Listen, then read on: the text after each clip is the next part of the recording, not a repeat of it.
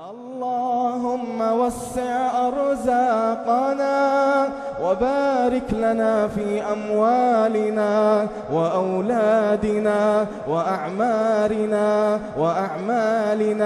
وذرياتنا يا ذا الجلال والإكرام. ابن وہب کہتے ہیں کننا عند مالک فذکرت السنہ، میں امام مالک کے پاس تھا. ابن وہب کہہ رہے ہیں میں امام مالک کے پاس تھا تو میں نے سنت کا تذکرہ شروع کیا، اتباع سنت کا معاملہ، نبی صلی اللہ علیہ وسلم کی سنت کا معاملہ. فقال مالک السنت سفینۃ نوح، السنت سفینۃ نوح. امام مالک نے کہا کہ سنت نوح علیہ السلام کی کشتی ہے، سنت نوح علیہ السلام کی کشتی ہے.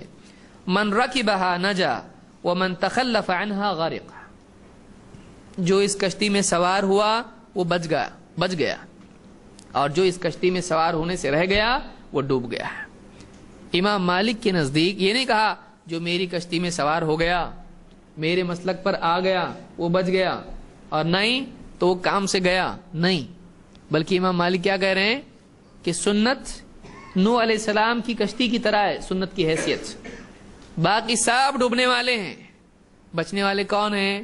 جو سنت کی گاڑی میں بیٹھے، جو سنت کی کشتی میں سوار ہو، جو فتنے فساد اور گمراہی اور سب طوفان جو آنے والا ہے اس میں بچنے والا کون ہے؟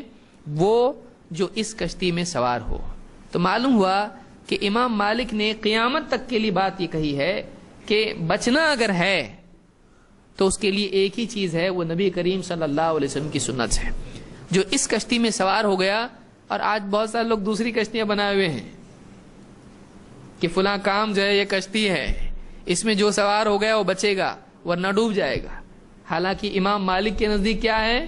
سنت ہے. پھر سنت میں سب آتا ہے، سنت میں سب آ جاتا ہے، سنت میں دعوت بھی آتی ہے، سنت میں نماز بھی، سب آ جاتا ہے کہ نبی کا طریقہ، نبی صلی اللہ علیہ وسلم جو کیا اس کو کرنا.